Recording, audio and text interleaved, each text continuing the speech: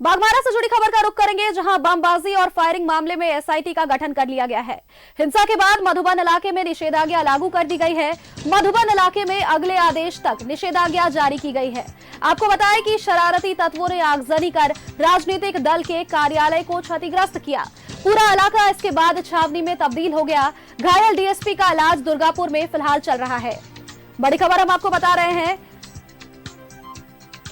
शरारती तत्वों ने ये पूरी घटना को अंजाम दिया। पूरा इलाका छावनी में तब्दील हो गया। घायल डीएसपी को फिलहाल दुर्गापुर में उनका इलाज चल रहा है। आपको बताएं कि मधुबन इलाके में अगले आदेश तक फिलहाल निषेधाज्ञा लागू कर दी गई है। हिंसा के बाद निषेधाज्ञा लागू की गई है मधुबन इलाके में। हम फिलहाल ये खबर आपको बता रहे हैं, जहां अगले आदेश तक निषेधाज्ञा लागू की गई है।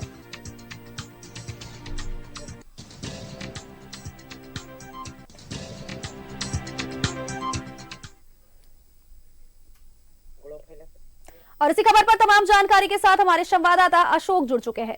अशोक का रुख करेंगे। अशोक, बागमारा में जो घटना हुई, इस घटना को सबने देखा। अब ऐसे में देखिए, इसके बाद निषेधाज्ञा लागू कर दी गई है अगले आदेश तक। अभी तक इस मामले को लेकर के क्या अपडेट है? जी, कल की हुई गोलीबारी और बमबाजी की घटना में अब तक ये स्थिति ये बन पाई है कि जो आउटपोस्टिंग का जो इलाका जो कहा जाए तो विवाद का स्थल बना था, और शूटिंग का इलाका धरवावान के अंतर्गत है, वहां पे निषेधाज्ञा लागू कर दी गई। और जो उसके बाद जो कारू यादव की गिरफ्तारी के दौरान जहां थाने डीएसपी पर हमला हुआ, वो मधुबन थाना क्षेत्र अंतर्गत आता है। मधुबन थाना क्षेत्र के आसपास के कई इलाकों में निषेधाज्ञा लागू कर दी गई है। उसके बाद यूँ कहें कि क्योंकि जो अभी स्थिति बन चुकी है, सीधे तौर पर जो भी पुलिस प्रशासन है उस पर प्रहार हुआ है, तो कहीं न कहीं पुलिस प्रशासन जो है हरकत में आई है। लगातार छापेमारी चल रही है। कारू यादव जो फरार बताए जा रहे हैं, उनकी भी गिरफ्तारी की कोशिश की जा रही है। इसके बाद कई लोगों को चिन्हित कर उनकी भी गिरफ्तारी का प्रयास किया जा रहा है। पुलिस से जो भी कार्रवाई की जा रही है, उसके लिए खुद बोकारो रेंज आईजी जो है मीटिंग कर रहे हैं, खुद नजर बनाए रखे हुए हैं। पूरी कार्रवाई यूं कहे तो काफी तेज गति पकड़ चुकी है।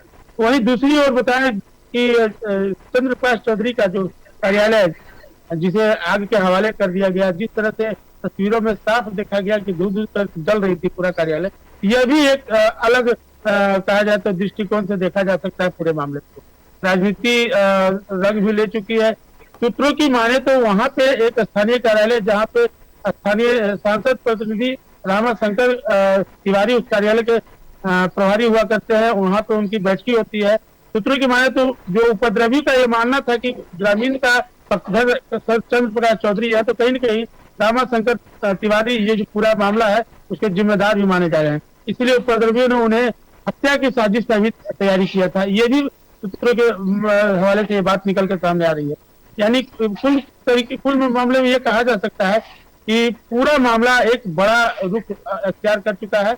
अब यह भी देखना जरूरी होगा कि प्रशासन इस मामले को कैसे इसे हैंडल कर रही है और आगे की क्या कुछ बड़ी कार्रवाई कर रही है। जी, क्योंकि अशोक, ये भी देखिए कि राजनीतिक दल के कार्यालय में भी ये हमला किया गया और इसी के साथ डीजीपी पे भी, डीएसपी पे भी ये हमला किया गया, जिसके बाद उन्हें फिलहाल दुर्गापुर में उनका इलाज जारी है। लेकिन इन अपराधियों का मनोबल इतना बढ़ा हुआ है, इनका दुष्प्रभाव इतना बढ़ा हुआ है कि इन्हें खौफ नहीं है किसी बात का। ऐसे में इन्हें किसका सपोर्ट, किसका समर्थन मिल रहा है अशोक? फिलहाल इस तरह के तो अभी किस तरह की बात सामने आई नहीं है, लेकिन जिस तरह के जो वहाँ पे आपराधिक स्थिति जो बन चुकी थी, कहा जाए तो बम बारूद असलहे बड़ी मात्रा में वहाँ इकट्ठे हुए थे। जो घटना स्थल था, जो कहा जाता रण क्षेत्र का जो स्थल था, और कारू यादव जो जेएमएम के नेता बताया जा रहा है कि ये जो उपद्रवी थे उनका नेतृत्व कारू यादव भी कर रहे थे। तो ये कहा जा सकता है कि कहीं न कहीं राजनीति सोर्स या ये कहा जा सकता है कि इनका जो उपद्रवियों का संगठन यहाँ मजबूत तरीके से काम कर रहा था, जो इतनी बड़ी घटना को अंजाम दिया है। हालांकि सभी दृष्टिकोण पर ये जांच चल रही है कि इस दोनों पक्ष, जो ग्रामीण है या फिर जो उपद्रवी थे, उनके पीछे किसका हाथ है और किस तरह का सपोर्ट इनके पीछे काम कर रहा था। जी, चलिए अशोक, बहुत बहुत धन्यवाद आपका तमाम जानकारियां हम तक पहुंचाने के लिए। इस खबर पर नजर बनाए रखिएगा, आगे भी आपसे जानकारियां लेंगे।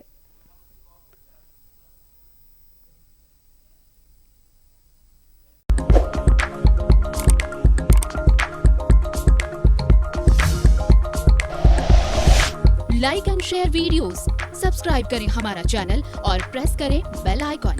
News 11 भारत, सच है तो दिखेगा।